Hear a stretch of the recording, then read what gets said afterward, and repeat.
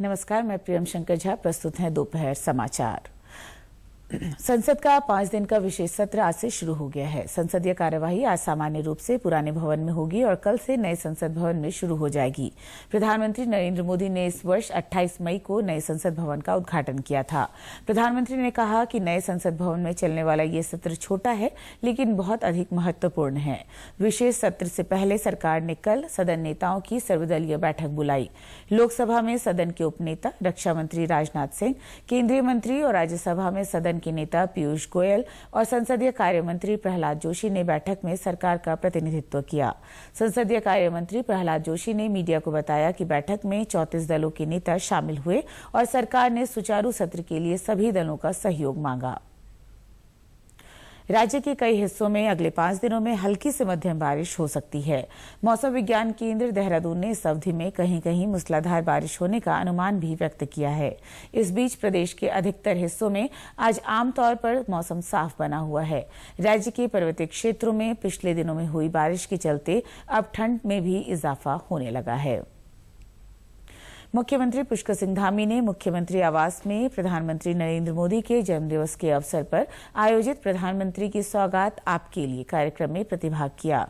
इस दौरान उन्होंने राष्ट्रीय ग्रामीण आजीविका मिशन के अंतर्गत स्वयं सहायता समूहों और प्रधानमंत्री आवास योजना ग्रामीण के अंतर्गत लाभार्थियों को आवास स्वीकृति पत्र, चाबी और घर के लिए सामान क्रय के लिए चेक प्रदान किए। मुख्यमंत्री ने कार्यक्रम के दौरान NRLM योजना के 25 लाभार्थियों और 10 समूहों को 75,75 हजार के सामुदायिक निवेश फंड के चेक भी प्रदान किए। कार्यक्रम में बताया गया कि राज्य में NRLM योजना के तहत 5,01,000 महिलाओं को संगठित कर 64,686 समूहों, 6,551 ग्राम संगठनों और 392 क्लस्टर स्तरीय संगठनों का गठन किया गया है।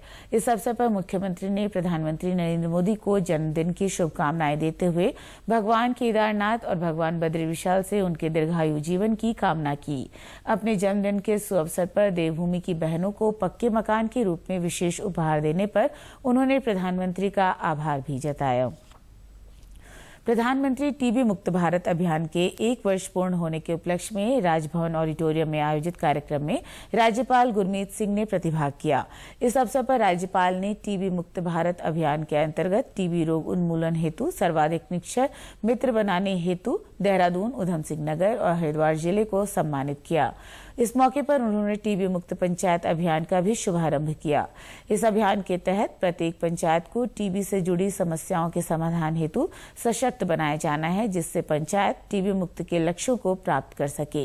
ये अभियान स्वास्थ्य विभाग और पंचायत राज विभाग के समन्वित प्रयासों से चलाया जाएगा। राज्यपाल ने कहा कि उत्तराखंड ने अपने दृढ़ निश्चय से 2024 तक टीबी से मुक्त होने का लक्ष्य रखा है, जो हमारे दृढ़ संकल्प और प्रतिबद्धता को दर्शाता है। टिहरी झील में आयोजित 4 दिवसीय वाटर स्पोर्ट्स कप का रोमांचक प्रतियोगिताओं और रंगारंग प्रस्तुतियों के साथ समापन हो गया।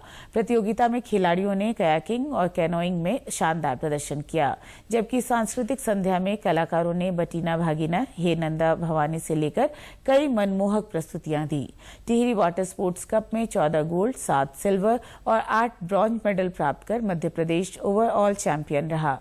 पर्यटन मंत्री सतपाल महाराज ने टिहरी वाटर स्पोर्ट्स कप का समापन करते हुए कहा कि सरकार टिहरी झील को विश्व स्तरीय पर्यटन स्थल बनाने के लिए प्रयास कर रही है। उत्तराखंड में स्कीइंग के माध्यम से शीतकालीन पर्यटन को बढ़ावा देने के लिए भी काम किया जा रहा है। इन स्पर्धाओं में 22 राज्यों के 450 खिलाड़ियों ने हिस्सा लिया। समापन से पहले आयोजित सांस्कृतिक संध्या में केंद्रीय सूचना ब्यूरो के सहयोग से कलामंच के कलाकारों ने शानदार सांस्कृतिक प्रस्तुतियां दी। जिला फुटबॉल संघ चमोली द्वारा पुलिस मैदान गोपेश्वर में अंडर 14 और अंडर 17 बालक वर्ग में फुटबॉल प्रतियोगिता आयोजित की गई। इस प्रतियोगिता के अंडर 14 ग्रुप के रोमांचक फाइनल मुकाबले में रेड 11 ने ब्लैक पैंथर को 3-0 से शिकस्त दी। खिलाड़ी अरहम, दिव्यांशु और आकाश ने एक गोल किए। वहीं अंडर 17 वर्ग के फाइनल मुकाबले में GFC और 11 स्टार्स के बीच खेला गया। इस मुकाबले में 11 स्टार्स ने 4-0 से जीत दर्ज की। 11 स्टार्स की ओर से चारों गोल ध्रुव ने किए।